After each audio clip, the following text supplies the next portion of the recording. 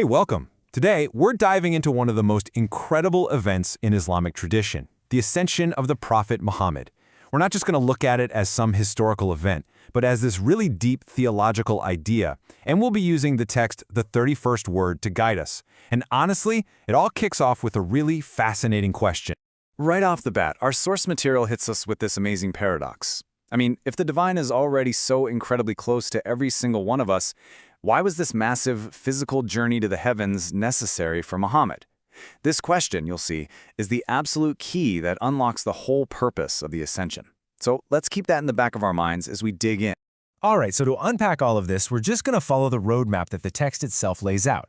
We're going to look at why this journey was necessary, what its reality was, the deep wisdom behind it, and then, the part that matters to all of us, what fruits or gifts it brought back for humanity. So, let's jump right into that first big question. Why did this celestial journey even need to happen? Well, our source text explains it with this really powerful analogy. It's all about the difference between a private, personal inspiration and a universal message meant for absolutely everything. This slide really lays out the core idea.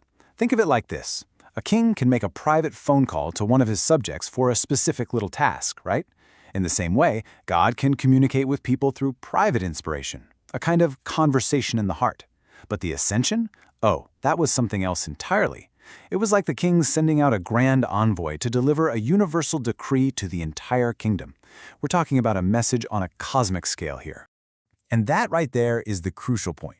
The Ascension wasn't just about a personal spiritual moment. It was what elevated Muhammad from the station of sainthood to the role of a universal messenger for all of creation. He wasn't just getting a private memo. He was receiving a universal address from the creator of all beings. And for that, you kind of have to go to the headquarters, the very seat of that universal authority. Okay, so let's move on and see how this all builds. What was the reality of this journey? What did it actually look like? The source describes it as a journey both physical and spiritual through all the different layers or spheres of creation, where each one represents a different level of divine authority. And you know, this wasn't just a simple trip from point A to point B. Every single step was packed with meaning. He traveled through different heavenly realms, met with prophets who came before him in their stations, and journeyed all the way to the absolute boundary of created existence. It was, for all intents and purposes, a complete and total tour of the entire cosmic dominion. And why was such a grand tour necessary? Well, it was so he could fully see and understand the entire system, before he could deliver that universal message and unlock what the text calls the talisman of the universe, which is basically the ultimate secret to its meaning. He had to see the whole kingdom for himself to understand how it all worked firsthand. So this brings us to the ultimate wisdom behind it all. I mean, if the journey was a tour of the entire cosmos, what was the real point? Why go to all that trouble? To explain this, the source gives us another beautiful analogy. It asks us to think of the universe not as just a random collection of stuff, but as a perfectly designed palace or an incredibly detailed book, where every single detail is just dripping with meaning put there by its creator. Now imagine you build this magnificent palace, and it's full of wonders. You wouldn't want people to just wander around clueless, unable to appreciate what it all means, right? Of course not. You'd appoint an official guide, someone who's been through the whole palace, who has met the architect, and who can now explain the purpose of every single room and what every inscription means. In this analogy, the Ascension was the event that officially made Muhammad the guide to the palace of the universe, tasked with explaining its maker's intent to the rest of us. Okay, so we've talked about the why, the what, and the wisdom. But what does any of this actually mean for us, right? This last section is all about the fruits of the Ascension, the actual tangible gifts that were brought back for all of humanity. The source points to 5 huge takeaways from this journey. And these aren't just abstract ideas. They're profound gifts that completely change our understanding of reality and our place in it. So the first fruit is this incredible gift of certainty. Before the Ascension, things like angels, paradise, the afterlife, these were matters of faith. But Muhammad saw them with his own eyes. He came back with an eyewitness account, which basically transforms belief from something you're just told into something that has been seen and experienced. Next up, he brought back direct instructions from the divine.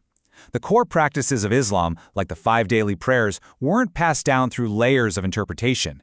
They were the direct answer to that fundamental question, what does our Creator want from us? And it was delivered right from the source.